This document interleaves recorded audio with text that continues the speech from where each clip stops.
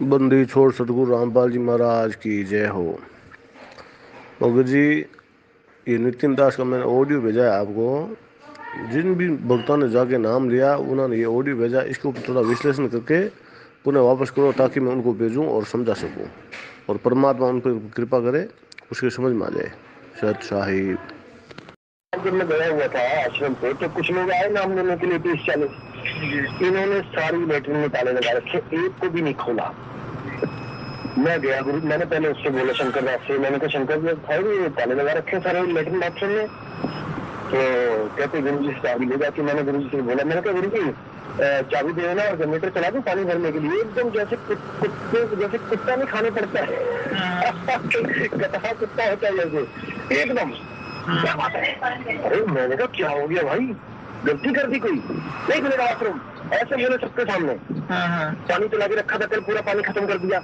हम यहाँ पानी भरने के लिए बैठे हैं, हम यहाँ लेटरिन साफ करने के लिए। अरे मैंने कहा भैया तुम आश्रम चला रहे हो, लोग तुम्हारे पास आएंगे तो गांड देने कहीं और थोड़ी नहीं जाएंगे। हद कर दी तुमने, कमाल कर दी यार। गुरुओं की क्या हो तुम, इतना दिमाग खराब हुआ मेरा, बताओ यार। मैंने कहा ये हाल है, लोगों के पैसों से तुमने मकान दुकान बनाया सारा और तुम लोगों के लिए ताले बंद मार के बैठ गए और तुम क्या करोगे बताओ? हद कर दी। मैंने कहा हो क्या गया इस भाई को, मतलब ऐसा दिमाग खराब मेरा कभी नहीं हुआ कसम से।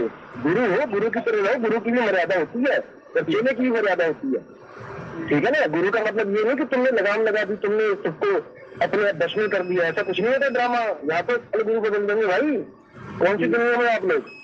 हद कर दी। लोगों के आश्रम में देखो कैसे लोग अपने मैत्रियों की सेवा भी ले रखी है लोगों ने। बंदी छोड़ सतगुरु रामपाल जी महाराज जी की जय हो। सत्साई भगत जी किसको समझाएं, कितना समझाएं, कैसे समझाएं, और पिछले 4 साल से 5 साल से समझा ही तो रहे हैं।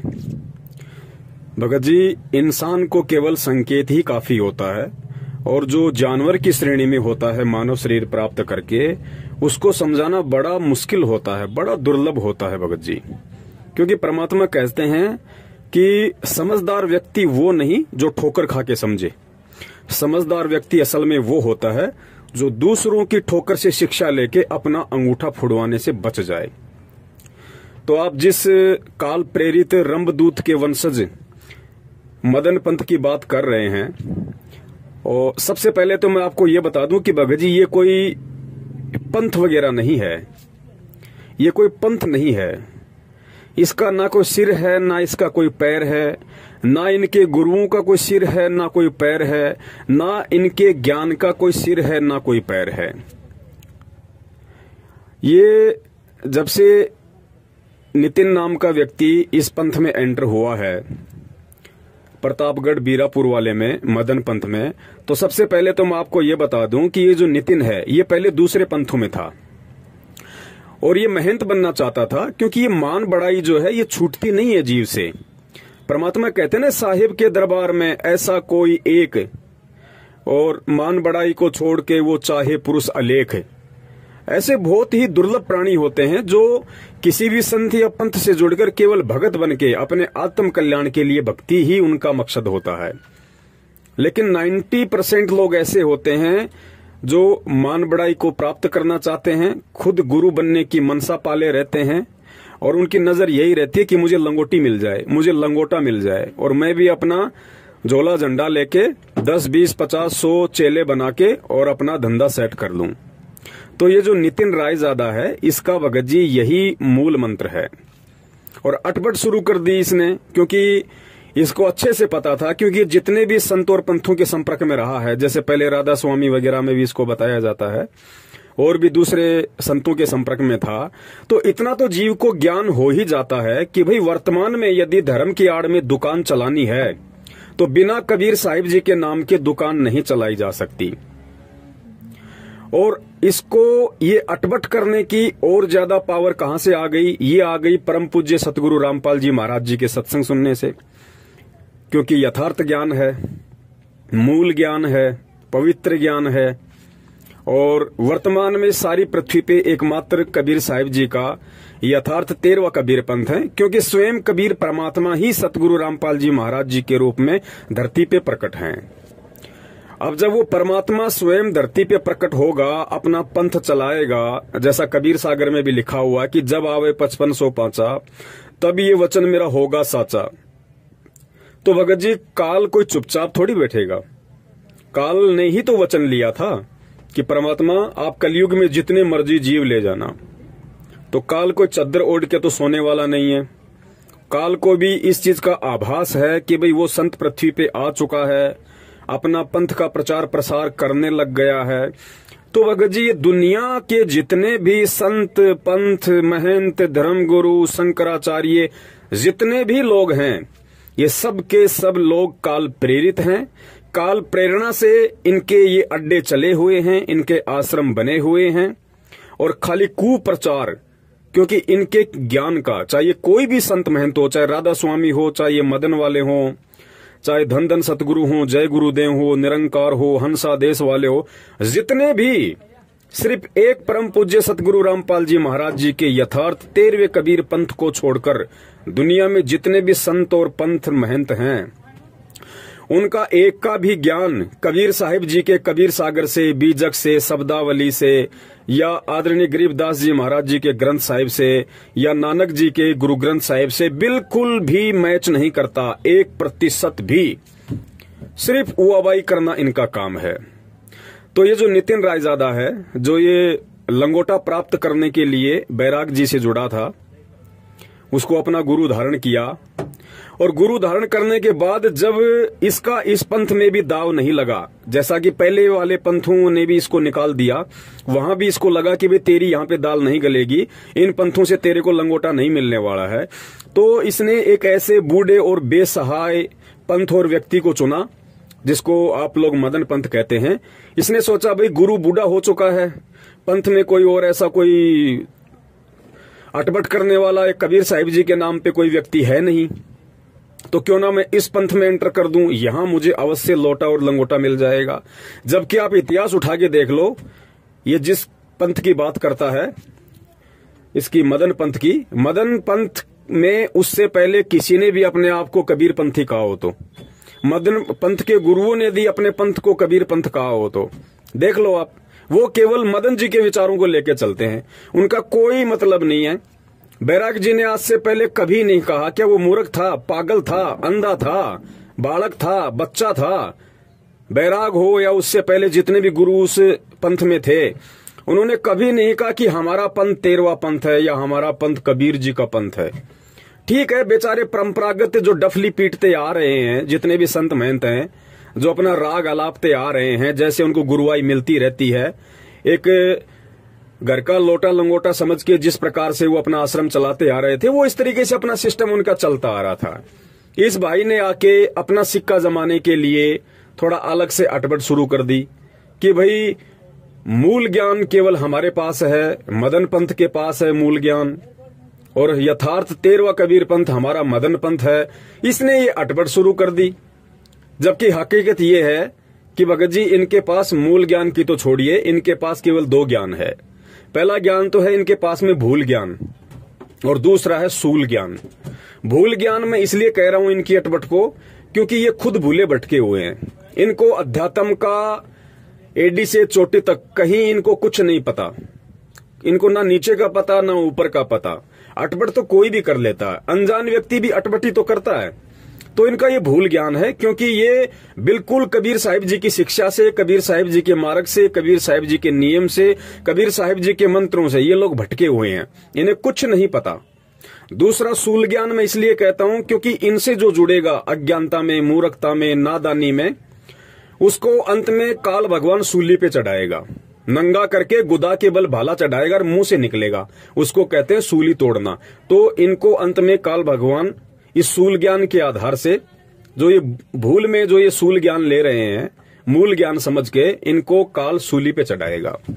तो मुझे इनकी आने वाले समय में जो इनकी दयनीय दशा मेरी आंखों के सामने घूम रही है, जिस प्रकार काल इनको अपने लपेटे में ले रहा है, मुझे बड़ा दुख होता है, बड़ी पीड़ा होती है कि काल देखो कितना तांडव इस समय पृथ्वी पे मचा रहा है, और मकसद उसका केवल एक ही है कि हर संभव साम दाम दंड भेद कोई भी नीति अपना के इस पृथ्वी पे वर्तमान में 8 सितंबर 1951 के दिन जो कबीर परमात्मा प्रकट हो चुका है संत रामपाल जी महाराज जी के स्वरूप में, और आगे चल के वो जो अपना पंथ चलाएंगे, पंथ का प्रचार प्रसार करेंगे, तो भाई उसको मैं रोकूं, उसमें मैं व्यवधान डालूं, उसमें मैं बाधा उत्पन्न करूं।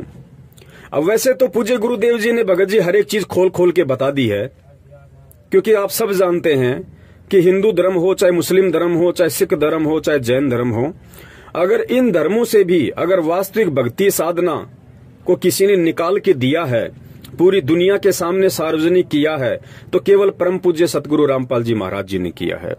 और आज ये नितिन रायजादा जी जो अपनी अटपट करके अपने स्वार्थ के लिए भोले जीवों को गुमराह करके जो मूल ज्ञान का ठेकेदार बन रहा है, इससे पूछो कि जिस समय परम पूज्य सतगुरु रामपाल जी महाराज जी के स्वरूप में कबीर परमात्मा ने धरती पे प्रकट होके जो यथार्थ 13वां कबीर पंथ चला दिया था, यथार्थ मूल ज्ञान देना शुरू कर दिया था, मूल मंत्र देने शुरू कर दिए थे, तब तक तो मेरे हिसाब से भगत जी इसको ढंग से अंडरवियर भी पहननी नहीं आती थी, इसको पेशाब और पोटी करने का भी ढंग से ज्ञान नहीं था। अब बाकी ठेकेदार तो कोई भी बन जाओ, आज मैं पूज्य गुरुदेव जी से जुड़ा हुआ हूं, कल को मैं भी अपने मन में उनके प्रति दोष पैदा करके, अपने मन में कोई स्वार्थ पैदा करके मैं भी भगत जी अपना अलग से पंथ लेके बैठ जाऊंगा, क्योंकि इतना ज्ञान तो मुझे भी दे दिया परमात्मा ने। आज मैं भी एक पंथ चला सकता हूं, मैं भी एक अच्छा गुरु बनके मैं लोगों को गुमराह कर सकता हूं, क्योंकि ज्ञान मेरे पास भी वही है जो ज्ञान मेरे पूज्य गुरुदेव जी ने पूरी दुनिया को दे दिया। तो अटपट करना कोई बड़ी बात नहीं है। हमारे पंथ से एक वो संजय दिल्ली वाला हिमाचल के कांगड़ा में अपना आश्रम खोल के बैठ गया, तो भगत जी ये कोई बड़ी बात थोड़ी है। ज्ञान हो जाने के उपरांत यदि जीव के संस्कार कमजोर हैं तो वो पंथ लेके बैठ सकता है, कोई बड़ी बात नहीं है। लेकिन आगे चल के उस जीव के साथ में क्या गुजरेगी, काल कैसे उसको सूली पे लटकाएगा, ये भी एक विचारणीय विषय है, ये भी हमने सोचना पड़ेगा। और मुझे तो तरस आ रहा है हमारे एक भूतपूर्व गुरु भाई भगत रामेश्वर जी जांगीड़ जोधपुर से, जो कि पेशे से डॉक्टर हैं, नशा मुक्ति केंद्र चलाते हैं, एनजीओ भी वो चलाते हैं, और काफी समय से मैं उनके संपर्क में था। लेकिन मुझे परमात्मा ने पहले ही आभास करवा दिया था, भगत जी परमेश्वर ने मुझे कॉमन सेंस दी हुई है। मैं व्यक्ति से 10-15 मिनट की मुलाकात में ही ये निर्णय कर लेता हूं कि ये व्यक्ति लंबी रेस का घोड़ा है कबीर परमात्मा की भक्ति का, या फिर छोटी रेस का घोड़ा है। तो मुझे रामेश्वर जी का आज से काफी वर्ष पहले ही ये आभास हो गया था कि ये लंबी रेस के घोड़े नहीं हैं, क्योंकि आदमी के विचार, उसकी सोच, उसकी विचारधारा, बोलने चालने का तरीका, गुरुजी के बताए अनुसार जो क्रिया, जो नियम है, उनमें वो कितना चल पा रहा है, कितना अपने जीवन में उतारता है, कथनी और कथनी में कितना अंतर है, ये मुझदास को अच्छे से पता था। इसीलिए मेरा उनसे कभी भी मन नहीं मिला, कभी भी मैं उनसे कोई राय मशवरा, ऐसी कोई बातचीत वगैरह नहीं हुआ करती थी। कभी कभार फोन आ गया तो बातचीत वगैरह हो जाया करती थी। तो मैं तो दुखी इस बात को लेके हूं, जब से मुझे ये पता चला है कि रामेश्वर जी ने अपने पिताजी की बरसी पे उस रंभदूत के वंशज काल प्रेरित नितिन रायजादा को बुलवा के वहां पे कोई सत्संग के नाम पे कुसंग करवाया है। और जितने भी लोग उसके संपर्क में होंगे, क्योंकि रामेश्वर जी ने परमपिता परमेश्वर जी की शरण में रह के जितने समय तक खुद भक्ति की और जितनी आत्माओं को उनसे जोड़ा, वो तो पुण्य उनके अकाउंट में है। लेकिन अब वो क्या कर रहे हैं, जितनी तेजी से उन्होंने अपने पुण्य खुद भक्ति करके और अन्य आत्माओं को परमपिता परमेश्वर सतगुरु रामपाल जी महाराज जी से जोड़ के कमाया था, जो अर्जित किया था, अब काल क्या करवा रहा। देखो, यही शिक्षा हमें गुरुदेव देते हैं कि बच्चों, जिस दिन तुम्हारा अपने गुरुजी के प्रति या इस भक्ति के प्रति अगर मन में जरा सा भी विक्षेप पैदा हो गया, मन में जरा सा भी दोष पैदा हो गया, या तुम्हारे मन में यदि ऐसा कोई कुविचार या ऐसे कोई भाव प्रकट हो गए कि मैं महंत बनूं, मैं गुरु बनूं, या ये गुरु गलत है, ज्ञान गलत है, उसी दिन काल आपको सूली पे लटका देगा और आपके उल्टे विचार, उल्टी विचारधारा, उल्टी सोच, सब कुछ ऐसी कर देगा जैसा आप पहले कभी जगत में रह के सोचा करते थे। तो जितनी तेजी से इन्होंने 5-4 साल सतगुरुदेव जी के शरण में रह के उनके चरण कमलों में बैठ के जो भक्ति अर्जित की, जो सेवा की, उससे भी ज्यादा और तेज गति से अब काल भगवान इस रंभदूत के वंशज नितिन रायजादा के माध्यम से उस आत्मा को खाली करने लग गया। उसके सर पे पापों का बोझ डालना शुरू कर दिया, वो गठड़ी उसकी कांख में डाल दी और धीरे धीरे पाप कर्म रूपी वजन उसके अंदर भरना शुरू कर दिया। तो हमें दुख भी होता है कि एक ऐसी आत्मा जो काफी समय से परमात्मा के संपर्क में थी और अच्छे उनके विचार थे, अब यही चीजें हमें गुरुजी समझाते हैं कि बेटा अपने गुरु के अलावा यहाँ पे किसी को भी देख के नहीं चलना है। दूसरा व्यक्ति जब तक आपके गुरु के विचारों से प्रेरित है, आपके गुरुजी की मर्यादाओं में रह के, आपके गुरुजी के द्वारा दिए गए ज्ञान को आधार बना के आपसे साध संगति करता है, आपसे बातचीत करता है और आपको लगता है कि 100% बिल्कुल इस भाई के वही विचार हैं जो विचार मेरे पूज्य गुरुदेव ने इसको दिए हैं, तब तक वो हमारा गुरु भाई है, तब तक हम उससे साध संगति कर सकते हैं। और जिस दिन हमें ये लगे कि जरा सा भी ये गुरु ज्ञान से, गुरु जी की विचारधारा से हटके चलने की कोशिश कर रहा है या सोच रहा है, तो हमारे को सावधान हो जाना चाहिए कि अब ये काल प्रेरित हो चुका है।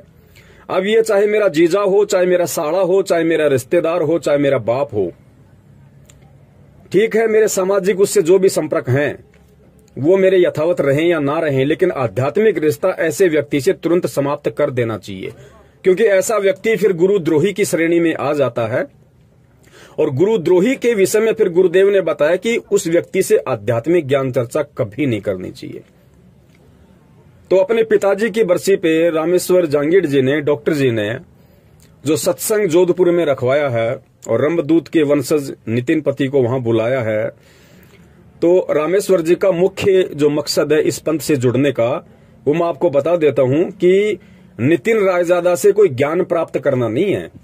रामेश्वर जी ने इस पंथ को यदि चुना है तो नितिन रायजादा से ज्ञान प्राप्त करने का नहीं है, क्योंकि मैं आपको बता दूं कि नितिन रायजादा को रामेश्वर जांगीड़ के आगे 5% भी ज्ञान नहीं है भक्ति मार्ग का, कबीर साहिब जी के मार्ग का। रामेश्वर जांगीड़ को कबीर जी के मार्ग का, कबीर जी की भक्ति का इतना ज्ञान है जितना इस नितिन रायजादा को 5% भी नहीं है, क्योंकि ये नितिन रायजादा पैदा नहीं हुआ था, उससे पहले तो ये रामेश्वर जांगीड़ जी ढोलक पेटी लेके कबीर साहिब जी की वाणियों का प्रचार किया करते थे। तो यहाँ डॉक्टर साहब की एक बहुत बड़ी चाल है, आप लोग नहीं समझ पा रहे, मैं जानता हूं क्योंकि मैं उनके संपर्क में था। ये नितिन रायजादा खुश हो रहा होगा कि मुझे एक धनी व्यक्ति मिल गया जो डॉक्टर है, समाज में जिसकी प्रतिष्ठा है, और ये काफी लोग इसके संपर्क में हैं, क्योंकि ये ढोलक पेटी बजा बजा के रामेश्वर जी खुद भी सत्संग किया करते हैं, काफी लोग इनके संपर्क में हैं। तो एक छोटा सा एक आश्रम बना लेंगे, एक छोटी सी कुटिया बना लेंगे, धीरे धीरे लोगों को जोड़ेंगे, धार्मिक धंधा शुरू हो जाएगा।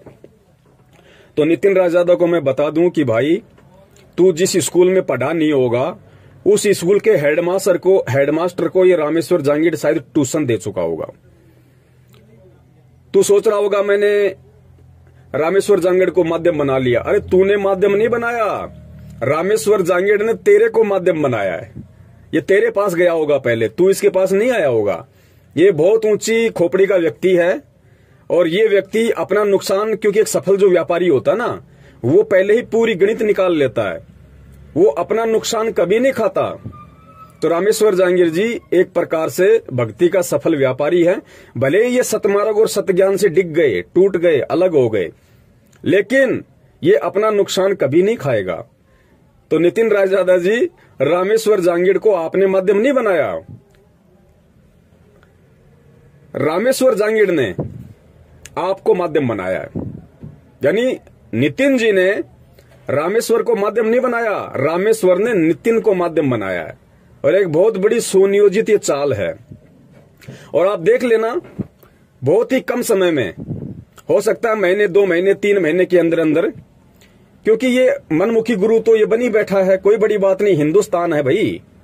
यहाँ पे आप किसी IAS अधिकारी को भी धर्म के नाम पे मूर्ख बना सकते हो, कोई बड़ी बात नहीं है। तो 100, 200, 250, 2000, 4000, 5000 व्यक्ति यदि इनके पीछे लग भी जाएंगे, तो हिंदुस्तान में ऐसा तो है नहीं कि आपको कोई आश्रम बनाने के लिए या साधु बन के प्रवचन करने के लिए कोई रजिस्ट्रेशन करवाना पड़ेगा, या किसी संस्था के मार्फत आपको सर्टिफिकेट चाहिए, आपको किसी थाने के अंदर परमिशन लेनी पड़ेगी, ऐसा तो कुछ है ही नहीं। हिंदुस्तान है, देवी देवताओं की धरती रही है, साधु महात्माओं की धरती रही है। कोई भी अपने विचार, अपने अपने जो भी उस पंथ से जुड़ा हुआ वो प्रकट कर सकता है, प्रचार प्रसार कर सकता है। ये धार्मिक सहिष्णु देश है, यहाँ पे सबको छूट है। तो उसी मकसद को लेके 2 या 3-4 महीने के अंदर अंदर ये रामेश्वर जी आपको लंगोटा पहने हुए मिल जाएंगे।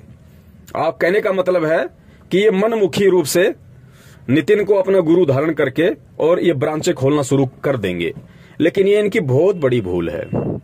रामेश्वर जी को समझना चाहिए कि जब इस नितिन रायजादा की दाल ना तो किसी राधा स्वामी पंथ में पहले गली, ना इस मदन पंथ में इसकी दाल गली, और मदन पंथ के वर्तमान जो संचालक हैं वैराग्य जी जिनको कहा जाता है, वैराग्य साहिब जिनको कहा जाता है, वैराग्यपति, उन्होंने भी धक्के मार के प्रतापगढ़ से इसको नितिन को निकाल दिया है, क्योंकि इसने अपने गुरु को कुत्ता कह दिया। अब बताइए, ये रामेश्वर जी को विचार करना चाहिए कि जो नितिन रायजादा अपने गुरु वैराग्यपति को कुत्ता कह के संबोधित कर सकता है कि गुरुजी ऐसे चिल्लाए जैसे कोई पागल कुत्ता चिल्लाता है। सुनिए ये ऑडियो। अब पुण्यात्मा विचार करो, जो व्यक्ति अपने गुरु को, अरे गुरु क्या होता है, अगर इसने वास्तव में अपने आत्म कल्याण के लिए, मुक्ति के लिए अगर वैराग्यपति को अपना गुरु धारण किया था, तो पुण्यात्मा गुरु क्या होता है? गुरु होता है मार्गदर्शक, गुरु होता है मां से बड़ा, गुरु होता है बाप से बड़ा। गुरु विश्व की सबसे बड़ी संपत्ति होती है भगत के लिए, और गुरु के ऊपर तो भगत अपना कतरा कतरा न्योछावर कर देता है। और कहते हैं सिर साटे की भक्ति है और कछु नहीं बात, सिर के साटे हरी मिले तो भी सस्ता जान, ऐसी कुछ वाणी है परमात्मा की। अरे और इसने कहता है कि मैं कबीर पंथी हूं, हमारा पंथ 13वां कबीर पंथ है, मदन पंथ। अब अगर 13वां कबीर पंथ मदन पंथ है तो मदन पंथ का संचालक कौन होगा? कबीर होगा, क्योंकि कबीर सागर में धर्मदास जी के माध्यम से परमात्मा ने लिखवा दिया था कि 13वें कबीर पंथ का संचालक मैं स्वयं होऊंगा। तो मदन पंथ अगर 13वां पंथ है इनकी अटपट के हिसाब से, तो मदन पंथ का जो संचालक है वर्तमान में, क्योंकि 5505 वर्ष 1997 में पूरे हो चुके हैं, और 97 में तो कबीर परमात्मा को धरती पे आना था, पंथ को चलाना था। तो आज चल रही है 2021, और ये जुड़ा था आज से 4-5 साल पहले, लगभग 14-15 में मदन पंथ से, और 1997 में ही अपनी वाणी के अनुसार कबीर परमात्मा को धरती पे आके पंथ चलाना था। तो जाहिर सी बात है, इनके अनुसार, इनकी अटपट के अनुसार मदन पंथ के जो संचालक हैं वैराग्यपति, वो स्वयं वो कबीर हैं। और उस कबीर को ये कहना नितिन रायजादा के द्वारा कि गुरुजी ऐसे चिल्लाए जैसे पागल पागल कुत्ता चिल्लाता है, तो ये ऑडियो सुनने वाले को, वीडियो सुनने वाले को ये विचार करना चाहिए कि आप किस पागल व्यक्ति के पीछे और अपने आत्म कल्याण के लिए आप उनसे जुड़ रहे हैं, और जुड़ के वो खुद कहां जाएगा और आपको कहां लेके जाएगा। तो भाई ये सारी जो कोशिश हो रही है वर्तमान में, जितना भी ये प्रयास है, और एक मदन पंथ ही कोई बड़ी बात नहीं है। मदन पंथ तो दिखाई भी नहीं देता दुनिया में, जितने बड़े बड़े संत और पंथ हैं, मदन पंथ का तो कोई लेखा जोखा ही नहीं है। ये दुनिया के जितने भी पंथ हैं, संत हैं, महंत हैं, ये सब के सब वर्तमान में कुछ तो लग चुके हैं, कुछ लग जाएंगे, और इनका ध्यान, इनका जोश, इनकी शक्ति, इनकी भक्ति केवल सतगुरु रामपाल जी महाराज जी के द्वारा संचालित यथार्थ 13वें कबीर पंथ को ही समाप्त करने की, नष्ट करने की, खंडित करने की इनकी कोशिश रहेगी। और केवल ये कोशिश ही करते रहेंगे, कामयाब तो हो ही नहीं सकते, क्योंकि जब सबका बाप कबीर धरती पे प्रकट है संत रामपाल जी के रूप में, तो इन 2 कौड़ी के जीवों की क्या औकात। जब काल उस परमात्मा के सामने थर-थर कांपता है, तो ये काल प्रेरित लोगों की, इन 2 कौड़ी के जीवों की क्या औकात है जो परमात्मा के पंथ का बाल भी इधर से उधर कर दें। लेकिन काल तो कोशिश करेगा ना, उसका तो काम है कोशिश करना। और इस कोशिश में जो कमजोर संस्कार के जो प्राणी होते हैं, जो कमजोर भक्ति संस्कार के जीव होते हैं, वो फिसल जाते हैं, तो उनको काल अपने खेमे में ले लेता है, और अंत में फिर दुर्गति उन संतों की भी करता है, उन महंतों की भी दुर्गति करता है। आसाराम जी की दुर्गति कर दी, धन धन सतगुरु की दुर्गति कर दी, और आपकी आंखों के सामने दिखा देंगे बाकी जो संत महंत हैं उनकी भी हो जाएगी दुर्गति। अब आपके मन में सवाल पैदा होगा, फिर रामपाल जी भी तो जेल में बैठे हैं। भैया ये सारी लीलाएं परमात्मा वही कर रहे हैं जो आज से 650 साल पहले थी। इन चीजों को केवल परमेश्वर के ज्ञान को आधार बना के समझा जा सकता है, कबीर सागर को आधार बना के समझा जा सकता है, गुरु ग्रंथ साहिब को आधार बना के समझा जा सकता है, सदग्रंथ साहिब को आधार बना के समझा जा सकता है। अगर अपने चरम दृष्टि से आप संत रामपाल जी को भी जेल में देखोगे और यदि कंपेयर करोगे धन धन सतगुरु श्री राम रहीम जी के साथ या आसाराम जी के साथ में, आप कभी भी अध्यात्म को नहीं समझ पाओगे। तो जितने भी जोधपुर के या आसपास के जो भगत भाई बहन हैं जो डॉक्टर रामेश्वर जी के संपर्क में हैं, और जो लोग भूलवश अज्ञानतावश अपने कमजोर भक्ति संस्कारों वश यदि उनको लगता है कि हमें इस पंथ में जुड़ना चाहिए, हमारा यहां से मोक्ष हो जाएगा, तो भाई मैं उन्हें बता देता हूं कि तुम्हारा बाप अभी धरती पे जिंदा है। अपने पतिव्रता धर्म को खंडित मत करो। वही बात है, एक कोई लड़का था, उसकी शादी हो गई किसी मास्टरनी के साथ में। शादी हुई, शादी के कुछ दिन बाद में मास्टर जी की जो मास्टरनी थी, जो उसकी वाइफ थी, उसकी किसी इलेक्शन में ड्यूटी लग गई। अब महीना डेढ़ महीना उसको अपने पतिदेव से दूर रहना पड़ा। अब जो वो लड़का था वो ज्यादा पढ़ा लिखा नहीं था। अब हुआ क्या कि मास्टर जी ने, जो मास्टरनी जी थी, उसने एक लेटर लिखा अपने पतिदेव के नाम, और लेटर में लिखा कि जी मैं क्या करूं, मैं तो बड़ी परेशान हूं और आपसे दूर होके, आपसे बिछुड़ के, आपके वियोग में मुझे तो ऐसा लग रहा है जैसे मैं तो विधवा सी हो गई। आपसे दूर होके मैं तो बिल्कुल विधवा ही हो गई। ऐसा कुछ लिख के उसने लेटर को पोस्ट कर दिया। अब लेटर उस मेरे जैसे मूर्ख भाई के हाथ लगा। भाई ने लेटर पढ़ा तो खुश हुआ कि भाई घरवाली का लेटर आया है। जैसे ही लेटर उसने पढ़ना शुरू किया और लिखा कि जी मैं तो आपसे दूर होके विधवा हो गई, मतलब उसने तो बेचारी ने अपने भाव प्रकट किए कि मेरे तो हालत आपसे दूर होके ऐसी हो गई जैसे बिना पति के किसी विधवा औरत की होती है। तो कहा जी मैं तो आपसे दूर होके विधवा हो गई। तो वो जो भाई था वो जोर जोर से रोने लग गया, चिंगाड़ मार मार के। अब आसपास के आड़ोसी पाड़ोसी आए, उन्होंने उसको शांत किया बड़ी मुश्किल से और कहा भाई बात क्या है वो तो बता, चिल्ला क्यों रहा यार अचानक से। तो उसने लेटर हाथ में पकड़ के कहा कि मेरी पत्नी विधवा हो गई, मास्टरनी तो विधवा हो गई। तो लोगों ने कहा रे नालायक, तेरे को किसने कह दिया मास्टरनी विधवा हो गई? अभी तो तू जिंदा है ना। अरे जब तक तू जिंदा है तो मास्टरनी विधवा कहां से हो जाएगी नालायक? तो बोला इस लेटर में लिखा हुआ है। तो गांव वालों ने लेटर को पढ़ा, सोचा समझा, बोला रे नालायक, इस लेटर में उसके लिखने के भाव क्या है उनको समझ।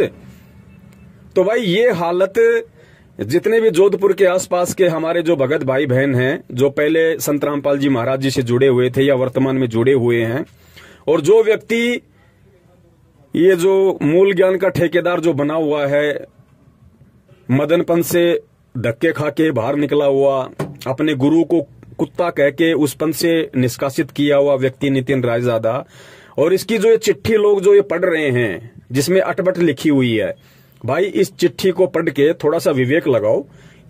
खाली किसी की मीठी मीठी वाणियों को या किसी की अटबट को सीधा स्वीकार मत करो। परमेश्वर ने आपको इंसान बनाया है, मालिक ने आपको बुद्धि दी है, आपको सद्बुद्धि दी है। अरे वो जो बातें बोल रहा है गीता जी के अध्यायों को लेके या अन्य किसी भी तरह की अटपट जो कर रहा है, उसकी छोटी सी ऑडियो मुझे किसी भगत भाई ने भेजी है 15 मिनट की, जोधपुर के, उसने जो भी मतलब कुसंग किया है। अब मैं उसका विस्तार से खुलासा करूंगा, तो आप लोग विचार करना। आपको परमात्मा ने मानव शरीर दिया, भाई विचार करो, शब्दों पे ध्यान दो, वाणियों पे ध्यान दो। हालांकि इसकी इस अटपट का खुलासा करके मैं अपना समय ही बर्बाद करने वाला हूं, मैं अपनी समासे ही बर्बाद करने वाला हूं, क्योंकि पिछले 3 साल पहले मैंने इस व्यक्ति के पूरी अटपट के ऊपर, इसके पूरे जो भी ये लोगों को झांसा देता है मूल ज्ञान के नाम पे, कबीर जी के ज्ञान के नाम पे, मैं कम से कम 20 से 25 वीडियो 2-2 घंटे के बना चुका हूं।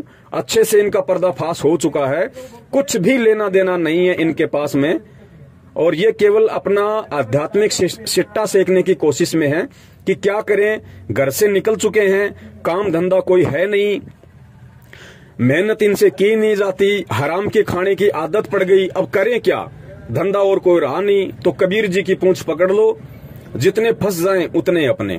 बस ये इनकी कोशिश है, काल इनके साथ है, काल का पंजा इनके सिर पे है। तो मेरे कहने का मतलब ये है कि भाई विचार करना, मानव बुद्धि प्राप्त है तुम्हें, आध्यात्मिक मार्ग होता है पतिव्रता मार्ग। अगर गुरु बनाओ तो सोच समझ के बनाओ। गुरु 50 नहीं बनाए जाते। वो दत्तात्रेय जी जैसा समय नहीं है अब। अरे उस समय तो परमात्मा की हम पहचान नहीं कर सकते थे। उस समय हमारे पास में कोई सदग्रंथों का ज्ञान नहीं था, कोई सदग्रंथों को समझाने वाला नहीं था, धरती पे कोई तत्वदर्शी संत नहीं था। संत था तो हमारे इतने भक्ति संस्कार मजबूत नहीं थे जो हम उनकी पहचान कर सकें। आज तो सब कुछ है भाई। आज धरती पे सारे शास्त्र हैं। सभी शास्त्रों का अनुवाद हर भाषा में किया हुआ है। उन शास्त्रों में, गीता जी में तत्वदर्शी संत की पहचान लिखी हुई है भाई। परमात्मा स्वयं धरती पे प्रकट है, तत्वदर्शी संत के रूप में प्रकट है। आके पूरा विधान बता दिया, पूरा संविधान बता दिया, प्रत्येक धर्म के प्रत्येक सदग्रंथ को टीवी पे खोल खोल के बता दिया। और जितने भी महापुरुषों ने जो भविष्यवाणियां कर रखी हैं वो आज 101% केवल सतगुरुदेव रामपाल जी महाराज जी के ऊपर ही फिट बैठ रही हैं।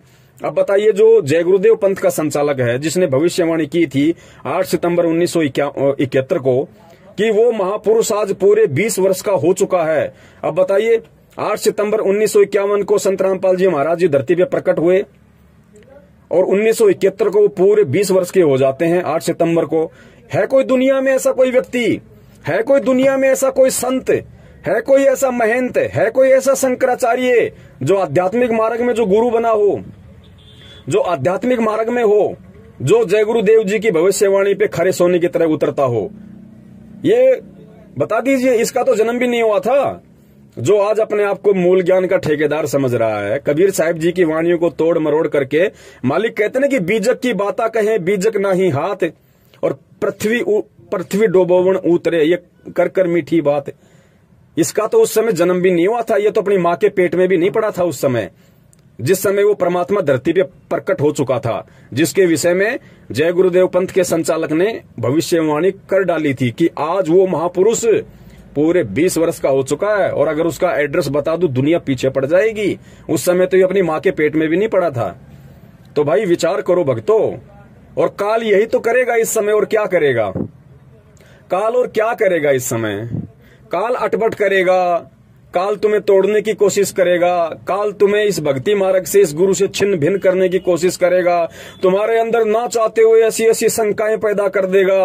अरे गुरुजी ने क्या कहा कि बेटो, अगर अपन सदग्रंथों के अंदर अगर अपन गहराई में घुस जाएंगे तो कुछ हाथ नहीं लगेगा। अरे इतना बड़ा जंगल है, लाखों एकड़ में जंगल फैला होता है, और तुम्हारे पेट में दर्द है, और किसी वैद्य ने यदि जंगल में जाके, जो जड़ी बूटियों का जानकार है, उसने 5-10 जड़ी बूटियों को तोड़ के, उनके पत्तों को पीस के, कूट के, उनकी दवाई बना के तुम्हारे को दे दी, तो तुम्हें तो तुम्हारे रोग निवारण से मतलब है ना। अब जंगल में जाके घुस के तुम क्या प्राप्त कर लोगे? तुम क्या प्राप्त करना चाहोगे? तो हमने उस वैद्य के ऊपर विश्वास करना चाहिए, और फिर ये विश्वास करना चाहिए कि इस वैद्य ने जंगल से जो जड़ी बूटियां लाके हमें दी है, मैंने खाई है, और मुझे उस जड़ी बूटी से मुझे राहत मिली है। पुण्यात्माओं, सबसे बड़ी राहत कोई शारीरिक राहत नहीं होती। सबसे बड़ी राहत कोई पैसे मिल जाना गुरु प्राप्त करके, गुरु की शरण लेके, वो राहत नहीं होती। वो तो ऑटोमेटिक मिलेगा, एक समय के उपरांत आपको ऑटोमेटिक मिलेगा। आध्यात्मिक मार्ग में सबसे बड़ी यदि कोई राहत है, सबसे बड़ी यदि कोई शांति है, तो आत्मिक शांति है, मानसिक शांति है। और वो शांति केवल सतगुरु के ज्ञान से मिल सकती है, कबीर जी के यथार्थ ज्ञान से मिल सकती है। और वो शांति को वही व्यक्ति प्राप्त करेगा, क्योंकि बहुत सारे व्यक्ति कह देंगे कि भैया हम भी संत रामपाल जी से जुड़े हुए थे, यदि उनके पास में वास्तविक यथार्थ ज्ञान है तो हमें शांति क्यों नहीं मिली? तो ये आत्मिक शांति, ये मानसिक शांति भी उसी आत्मा को मिलेगी जिस आत्मा का भक्ति संस्कार मजबूत है। क्योंकि आप सभी जानते हैं, हॉस्पिटल में बहुत सारे मरीज होते हैं। एक मरीज ऐसा होता है जिसको नॉर्मल खांसी जुकाम होती है, वो मरीज 1 दिन में या 2 दिन में ही ठीक होके हॉस्पिटल से रिलीज होता। एक मरीज ऐसा है जिसको एड्स है, जिसको कैंसर है, जिसको मलेरिया हो रखा है, या अन्य कोई भयंकर रोग है, तो भाई वो 2 या 3 दिन में हॉस्पिटल से रिलीज होके नहीं आ सकता। उसको तो बरसों भी लग जाएं, महीनों भी लग जाएं। तो आध्यात्मिक ज्ञान को समझने के लिए हमने इन उदाहरणों पे विश्वास करना पड़ेगा, क्योंकि परमात्मा यहाँ आके हमें यहाँ के ही उदाहरण दे के समझाएगा। हमें सतलोक के उदाहरण देगा तो क्या हम खाक समझेंगे? हम क्या समझेंगे? हम तो भूल चुके उस लोक को, उस लोक की गतिविधियों को हम भूल चुके, उस लोक के सुख को हम भूल चुके। तो वो परमात्मा आके हमें याद दिलाएगा, हमें यहाँ के उदाहरण से हमें याद दिलाएगा, तभी तो वहां जाने की हमारी इच्छा बनेगी। और भक्ति का विधान केवल शास्त्र होते हैं। जो भी जिस भी पवित्र जो धर्म है, जिसके धर्म ग्रंथ हैं, शास्त्र है, वो भक्ति का सबसे बड़ा विधान होता है। और आज हिंदुस्तान में क्या, इस पूरी पृथ्वी पे ऐसा कोई संत नहीं है परम पूज्य सतगुरु रामपाल जी महाराज जी के अलावा, जिन्होंने सभी धर्म ग्रंथों के मुख्य शास्त्र तो छोड़िए, उस धर्म ग्रंथ के जितने भी ऋषि महर्षि, पीर, पैगंबर, कुतुब, ओलिया, संत, महंत, शंकराचार्य, सिद्ध पुरुष, तांत्रिक, मांत्रिक, जितने भी लोग हैं, उन सब की पुस्तकों को खोल के दिखा दिया, उन सब के द्वारा रचित ग्रंथों को खोल के दिखा दिया, और जो मुख्य धर्म के जो मेन ग्रंथ हैं, परमेश्वर ने आज उनको खोल के दिखा दिया। अरे मेरे भोले भाइयों, और बाकी क्या रह गया? अब भी अगर तुम परमात्मा को नहीं पहचान सकते तो तुम तो भरे भटकते रहोगे। आज तुम किसी मदन पंथ में जाओगे, वहां भी तुम्हें शांति नहीं मिल रही, वहां तो शांति का नाम है ही नहीं। अटपट करके कब तक वो तुम्हें अपने पंथ से लगाए रखेगा? डॉक्टर जब तक आपके रोग को पकड़ के, आपकी नब्ज को देख के, रोग को पकड़ के, जब तक उस रोग निवारण की दवा आपको नहीं देगा, इंजेक्शन नहीं लगाएगा, और दवा भी बिल्कुल जब तक सही नहीं होगी, तब तक आपका रोग निवारण नहीं हो सकता। डॉक्टर खाली आपको कुर्सी पे बैठा के आमने सामने आपको सांत्वना देता रहे, बेटा कोई बात नहीं, ठीक हो जाएगा। अरे कोई बात नहीं, टेंशन क्यों करता है? अपनी आत्मा में सोच, आत्मा ही सब कुछ है। अरे तेरे को सब कुछ ज्ञान है, ये शरीर क्या है? कुछ नहीं है, तेरी आत्मा है, वो ना बीमार होती है, ना आत्मा को इंजेक्शन लगता है, ना आत्मा मरती है। तू कहाँ का है? ना कोई डॉक्टर होता है, कोई गुरु की जरूरत नहीं है, बस आत्मा ही सब कुछ है, आत्मा ही अपने आप चली जाएगी। अरे तू क्यों घबराता है? तेरे को डॉक्टर की क्या जरूरत है? आत्मा तो बीमार नहीं होती, तू काहे का इंजेक्शन लगवा रहा है? भगत जी, उस व्यक्ति को रोग निवारण नहीं हो सकता। जब तक वो आपकी अटपट सुनेगा, वो बेचारी भोली आत्मा तब तक तो अपने आप को चुप करके बैठी रहेगी। लेकिन जैसे ही उसका ध्यान फिर उस रोग के ऊपर जाएगा, और जब वो रोग उसको पीड़ा देना शुरू करेगा, फिर वो कहीं और भगेगा, फिर छोड़ के भगेगा, क्योंकि आपने कोई भान तो लिया नहीं, एग्रीमेंट आपने उस व्यक्ति से कोई कर नहीं लिया, एफिडेविट आपने कोई लिखवा नहीं लिया कि भाई आप केवल मेरे ही शरण में रहोगे, मेरे ही पंथ में रहोगे और कहीं नहीं जाओगे। क्योंकि ये तो अपनी सोच का मार्ग है, ये तो अपने बुद्धि और विवेक का मार्ग है, ये ज्ञान मार्ग है, इसमें कोई किसी के पीछे बंध के तो रह नहीं सकता। तो आज नहीं तो कल, 2 दिन बाद फिर वो व्यक्ति वहां से टूट के जाएगा, तो कहां उसको आत्मिक शांति मिली, कहां उसको मानसिक शांति मिली? मानसिक और आत्मिक शांति का एकमात्र केंद्र पूरी दुनिया में यथार्थ 13वां कबीर पंथ, और 13वां कबीर पंथ केवल स्वयं कबीर ही चलाएगा। अपने गुरु को कुत्ता कहने वाला तो भगत जी काल का पंथ चलाने के लायक भी नहीं है। उसके तो काल ऐसी दुर्गति करेगा, भले चाहे नकली गुरु की आपने शरण पकड़ी, भले ही मदन पंथ का संचालक बेचारा वैराग्य पति नकली है, काल प्रेरित है, लेकिन अगर किसी ने उसको भी अपना गुरु बनाया, जब तक सच्चाई का पता नहीं, शास्त्रों का ज्ञान नहीं, भक्ति का मालूम नहीं, और यदि उसने वैराग्य पति को अपना गुरु बना रखा, तो उसको भी उस गुरु वाली मर्यादा में खरा उतरना पड़ेगा। वो अपने गुरु के सामने तू शब्द कह के प्रयोग नहीं कर सकता, वो अपने गुरु को कुत्ता नहीं कह सकता, वरना काल उसको इतने जन्म कुत्ते के देगा कि उसको सारी सब कुछ उसके दिमाग से निकल जाएगा। तो पुण्यात्माओं, विचार करो, परमात्मा ने हमें मानव शरीर दिया है, बुद्धि दी है, ऊपर से सभी धर्म ग्रंथ हमारे सामने हैं, धर्म ग्रंथों को बताने वाले हमारे सामने हैं। किसकी थ्योरी और प्रैक्टिकल एक है, किसकी करनी और कथनी एक है, कौन सच्चा गुरु कहलाने के लायक है, सच्चा गुरु होता कौन है। गीता जी अध्याय नंबर 15 श्लोक नंबर 1 से 4 में तत्वदर्शी संत की पहचान क्या है। जिस समय इसको ढंग से अंडरवियर पहननी नहीं आती थी, इस मूल ज्ञान के ठेकेदार काल प्रेरित रंभदूत के वंशज मदन पंथी को, जो अपने गुरु को कुत्ता कह के मदन पंथ से निष्कासित हो चुका है, आज जगह जगह जाके अपने गुरु की पंथ की बुराई कर रहा है। जिस समय उसको अंडरवियर तक पहननी नहीं आती थी, पोटी घर में करते हैं, घर से बाहर करते हैं, जिसको इतना ज्ञान नहीं था, पुण्यात्माओं, वो क्या तो तुम्हारा आत्म कल्याण करेगा, और कहां तुम किसके पीछे तुम फंस रहे हो, ये विवेक, ये बुद्धि लगा के ये तुमने स्वयं ने सोचना पड़ेगा। मैं केवल आप लोगों को जागरूक कर सकता हूं, आप लोगों को सच्चाई के मार्ग पे चलने के लिए प्रेरित कर सकता हूं। मैं आप लोगों को अपने भक्ति अनुभव आधार से, जो मैंने मेरे पूज्य गुरुदेव जी से प्राप्त किया है, उस आधार से प्रेम पूर्वक मैं आपको संदेशा दे सकता हूं कि भाई आप अभी अंधे हो, सामने जंगल है और आप इधर मत जाओ, आगे बहुत भयंकर जानवर हैं, तुम्हारा विनाश हो जाएगा। फिर भी अगर कोई नहीं मानता है तो ये अध्यात्म है। अध्यात्म जबरदस्ती का मार्ग नहीं है। ठीक है, फिर जैसी तुम्हारी इच्छा वहां तुम जाओ, वहां तुम भक्ति साधना करो, लेकिन कल को फिर वो परमात्मा को दोष मत देना। जब धर्मराज के दरबार में नंगे खड़े होंगे और वहां पे जब कोड़े पड़ेंगे ना, तब ये मत कहना कि भगवान हमें किसी ने बताया नहीं, हमें मालूम ही नहीं था कि पृथ्वी पे कौन तत्वदर्शी संत आया हुआ है, तत्वदर्शी संत की पहचान क्या है। परमात्मा हम तो पहचान ही नहीं पाए क्योंकि कोई बताने वाला नहीं था। तो भाई ये ऑडियो और आज से पहले आपको गुरुजी के विषय में जितने भी लोगों ने बताया और गुरुजी ने आपको जितना ज्ञान दिया, वो सारी वहां पे पूरी की पूरी फिल्म चल जाएगी। बोलने के लायक नहीं रहेंगे सिवाय गद्दे, कुत्ते, सुअर, गंदे नाले के कीड़े के जन्म प्राप्त करने के। तो इसकी जो 15 मिनट की एक छोटी सी ऑडियो है, मैं इस पे क्या बखान करूं, मैं क्या वर्णन करूं, क्योंकि टोटली उआबाई है, मन गढ़ंत बातें हैं, कोरा पाखंड है। इसके ऊपर मैं अगर विचार भी करूं तो मेरा समय ही बर्बाद होगा, मेरी श्वासें ही बर्बाद होंगी।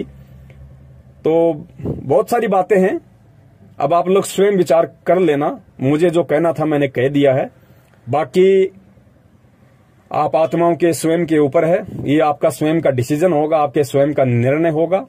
संत की पहचान सत्संगों से करो, ज्ञान से करो। इसने तो ठीक वैसे कर दिया, इसने कुछ ज्ञान तो राधा स्वामी पंथ से ले लिया, कुछ ज्ञान इसने स्वयं सदग्रंथों को लाके खुद उनका अध्ययन करके अपने हिसाब से अर्थों का अनर्थ करके मतलब निकाल लिया। कुछ इसने थोड़ा बहुत यथार्थ ज्ञान परम पूज्य सतगुरु रामपाल जी महाराज जी के सत्संग सुन के ले लिया और आज ये ब्रह्मा जी बन बैठा। ब्रह्मा जी को क्या था, ब्रह्मा जी ने क्या किया कि ब्रह्मा जी को वेद दिए। ब्रह्मा जी को वेद तो मिले बाद में, यथार्थ ज्ञान तो मिला बाद में। उससे पहले काल ने आकाशवाणी कर दी कि तप करो तप करो। ब्रह्मा जी ने तप करना शुरू कर दिया, तप करना शुरू किया। हजारों साल उसने तप किया। तप करके जो भी उसने अनुभव प्राप्त किया और उसके बाद में फिर समुद्र मंथन के माध्यम से उसको वेद प्राप्त हुए। फिर ब्रह्मा जी ने वेद पढ़े। अब उसके बाद फिर ब्रह्मा जी ने आगे उपदेश देना शुरू कर दिया, ज्ञान बांटना शुरू कर दिया अपने वंशजों को, मनु जैसों को और इनको। तो ब्रह्मा जी ने फिर क्या किया, कुछ तो अपना अनुभव जो काल प्रेरणा से वो तप करने लग गया था, जो उसको कुछ सिद्धियां, कुछ ज्ञान हुआ, कुछ फिर बाद में उसको वेद मिले तो परमात्मा का थोड़ा बहुत कुछ अच्छा ज्ञान, तो उसकी सबकी खिचड़ी बना के फिर उसने आगे ब्राह्मणों को उपदेश देना शुरू कर दिया, जो आज तक हम सबके लिए गले की घंटी बनी हुई है। तो भाई ये तो ब्रह्मा जी वाली उस रीति पे चल रहा है, क्योंकि ब्रह्मा जी भी काल का पुत्र, काल प्रेरित, और ये भी भाई काल का पुत्र नितिन रायजादा, ये भी काल प्रेरित। तो वो लोग तो वही काम करेंगे ना जो काम इनके पूर्वज करते आ रहे हैं, जो इनकी पुश्तें करते आ रही है। अब समझना तो भाई तत्वदर्शी संत के शरण में आके उसके सत्संग सुन के और परमेश्वर से सद्बुद्धि की भीख मांग के कि परमेश्वर हमें आपके वचन समझ में आए, हम आपके इशारों को समझ पाए, हम आपके सत्संगों के मर्म को समझ पाए, उस हिसाब से निष्कर्ष तो आपने स्वयं निकालना पड़ेगा। इतना तो आपने खुद ही करना पड़ेगा। क्यों करना पड़ेगा? उसके लिए आपको परमात्मा ने मानव जन्म दिया है, आपको परमात्मा ने सद्बुद्धि दी है, ऊपर से परमात्मा ने सभी शास्त्रों को इतना सरल भाषाओं में लिपिबद्ध करवा दिया, और सबसे अहम बात स्वयं वो परमात्मा एक तत्वदर्शी संत की भूमिका में सतगुरु रामपाल जी महाराज जी के स्वरूप में आके उन सभी शास्त्रों का यथार्थ सरलीकरण और यथार्थ अनुवाद कर करके लाखों की संख्या में सत्संग कर चुके हैं। ज्ञान गंगा, भक्ति से भगवान तक, कबीर सागर का सरलार्थ, बहुत सारी पुस्तकें परमात्मा ने अपने कर कमलों से रच दी हैं। तो अब भी अगर आप हलवे में और गोबर में अंतर नहीं कर पाओगे और गोबर का रंग देख के कि भाई हरा हरा चिकना चिकना, कहीं ये तो हलवा नहीं है, अगर आप गोबर खाना चाहोगे तो फिर ये आपकी अपनी मूर्खता होगी। बाकी हलवे का स्वाद और हलवे की खुशबू तो गोबर से लाखों गुना ऊपर होती है भैया, ध्यान रखना।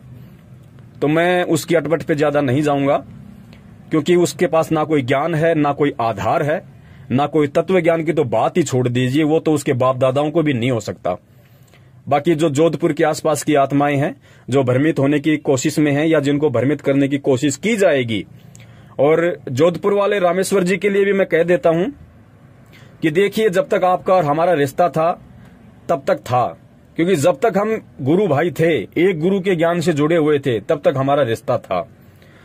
उसके बाद चाहे आपकी हमारी कितनी अच्छी कोई रिश्तेदारी क्यों ना हो, यदि गुरु ज्ञान से आप डिग चुके हैं, अलग हो चुके हैं, तो आज से आपका और हमारा आध्यात्मिक दृष्टि से कोई रिश्ता शेष नहीं है। भले आप कितने ही अच्छे हो और मैं कितना ही आपसे नजदीक था, कितना ही नहीं था। आपने रंभदूत के वंशज मदन पंथ वालों से दीक्षा ले ली है। जिस भी मकसद से आपने ली हो वो आपकी सोच है। उस पंथ का प्रचार और प्रसार यदि आप उस पंथ की मर्यादाओं में रह के, उस पंथ का जो ज्ञान है उसी ज्ञान को आधार बना के यदि आप करते हैं तो आप अपनी जगह ठीक हैं। लेकिन जिस दिन आपने सतगुरु रामपाल जी महाराज जी के तत्व ज्ञान को या उनकी आड़ लेके और उनके भक्तों को अटपट करना शुरू कर दिया, और जिस दिन आपका कोई भी वीडियो या आपका कोई भी कुसंग, आप चाहे लोटा लेने से पहले शुरू करो या लंगोटा लेने के बाद शुरू करो, जिस दिन दास की आंखों के सामने आ गया, उसी दिन से आपके खिलाफ भी वही अभियान शुरू हो जाएगा। जो अभियान शुरू करके हम सत्सेवकों ने इस रंभदूत के वंशज मदन पंथ को ना घर का छोड़ा, ना घाट का छोड़ा, धोबी के कुत्ते वाली हमने इनकी हालत वीडियो बना बना के संगत को जागरूक कर करके हमने कर डाली है। वही हालत हमने काल एजेंट सतलोक आश्रम मैनेजमेंट हरियाणा की कर डाली है। मेरे परम पूज्य गुरुदेव जी का जो कलयुगी परिवार है, जो उनको समझ नहीं पाया, उनके जो बेटा बेटी हैं, उनकी हालत हमने धोबी के कुत्ते वाली कर दी है। सतगुरु के आशीर्वाद से उनको ज्ञान को आधार बना के वही हालत धोबी के कुत्ते वाली भाई फिर आप लोगों की शुरू हो जाएगी। उसके बाद आप चाहे अपने आप में कितने ही बड़े व्यक्ति हों, कोई भी आपके जज संपर्क में हो, कोई भी आपके वकील संपर्क में हो, कोई भी आईएएस अधिकारी आपके संपर्क में हो, वो अपनी जगह, हम अपनी जगह, क्योंकि हमने गुरुदेव को सिर सौंप दिया है। और जिसने सिर सौंप दिया, राजस्थान में कहावत है ना, जिसने उखड़ में मुंह दे दिया फिर वो मुसल की चोट से डरता नहीं है। तो भाई फिर आप लोगों का उसी स्तर पे विरोध शुरू होगा, उसी स्तर पे आप लोगों के पाखंड को खोला जाएगा। क्योंकि रामेश्वर जी की कई वर्षों पुरानी ऑडियो जो उन्होंने महेंद्र जी से बात की हुई है, मेरे से बातचीत की हुई है, अन्य संतों और पंथों के प्रति जो उनके विचार थे, और इस यथार्थ 13वें कबीर पंथ सतगुरु रामपाल जी महाराज जी के प्रति जो उनके विचार थे, और इस ज्ञान को लेके जो वो अन्य संतों महंतों की तुलना किया करते थे, वो सारी ऑडियो दास के पास में गूगल पेन ड्राइव में बिल्कुल सेफ है। दास उन सबको फिर ओपन करेगा। उसके बाद में ना आपकी कोई समाज में इज्जत रहेगी, ना आपकी आपके रिश्तेदारों में कोई इज्जत रहेगी। ये आपने अपना निर्णय करना है। आप अगर अपने डपली, अपना राग, अपने पंथ का जो भी कूड़ा ज्ञान आपके पास में है, यदि आप उसका प्रचार करो तो शौक से करो, हमें कोई मतलब नहीं है। लेकिन हमारे गुरुदेव की आड़ में और हमारे गुरुदेव के द्वारा दिए गए सतज्ञान की आड़ में यदि आपने किसी भी प्रकार की अटपट शुरू की, तो भाई फिर इधर से तुम लोगों की अटपट के खिलाफ जोर शोर से अभियान शुरू हो जाएगा। फिर मत कहना कि ना हम इधर के रहे, ना हम उधर के रहे, हमें तो सत्सेवकों ने धोबी का कुत्ता बना के खड़ा कर दिया। ये तुम्हारी फिर अपनी सोच होगी, तुम्हारे अपने विचार हैं, इन पे पहले ही मंथन कर लेना। और आप वही रामेश्वर जांगीड़ जी हैं जब 2018 के एंड में सतलोक आश्रम मैनेजमेंट हरियाणा का वर्ल्ड कोऑर्डिनेटर, गालीबाज और एक नंबर का गुंडा, एक नंबर का छिचोरा, देशराज मान दिल्ली वाला जो डीडीए फ्लैट सादरा में रहता है, और एक वो परवेश दिल्ली वाला जो उसके साथ में था, और भी थे, बहुत सारे लोग थे। रमेश चंद्र चहल था कुरुक्षेत्र का, बसंत सैनी था कुरुक्षेत्र का, और भी 4-5 लोग थे जिन्होंने आपको माध्यम बनाया मेरी पिटाई करने के लिए। और आपने मुझे सच्चाई नहीं बताई, आपने मुझे यथार्थता नहीं बताई, क्योंकि आप उन लोगों की मनसा से वाकिफ थे कि ये पूरी की पूरी सतलोक आश्रम मैनेजमेंट हरियाणा की सारनाम मंडली पवन दास को जान से मारने के लिए जयपुर आई है। लेकिन आपको पता था कि पवन मेरे पे विश्वास करता है, और आपने उस विश्वास का नाजायज फायदा उठाया। आपने मोहरा बनाया, मुझसे आपने मिलने को कहा, मैंने आप पे विश्वास किया।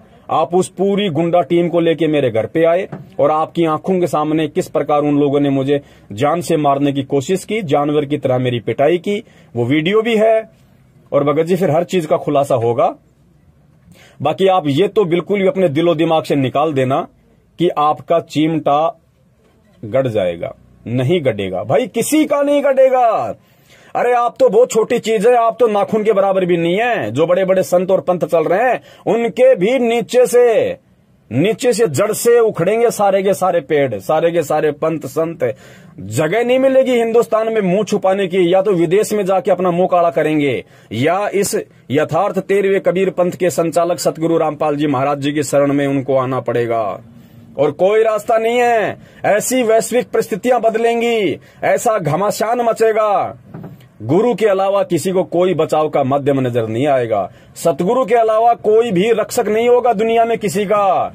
मजबूरन लोगों को बरवाला की दीवारों पे आके सिर पटकना पड़ेगा। तो आप ये सोचो कि हम कोई संत बन जाएंगे, पंथ बन जाएंगे, अपना धंधा शुरू कर लेंगे, इसको तो अपने दिलो दिमाग से निकाल देना।